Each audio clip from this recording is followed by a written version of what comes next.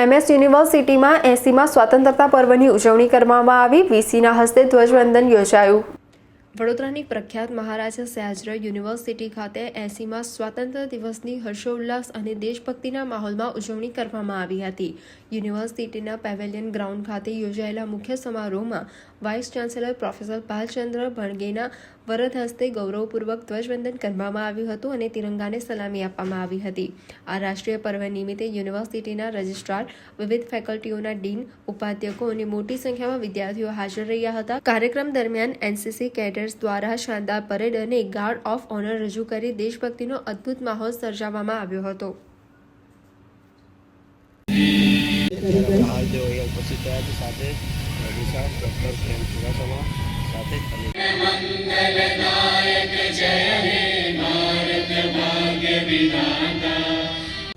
उपलब्धता सुनिश्चित करते थे।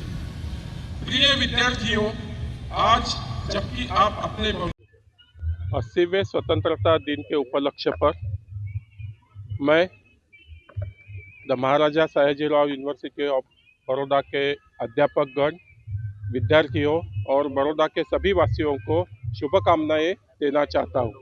धन्यवाद।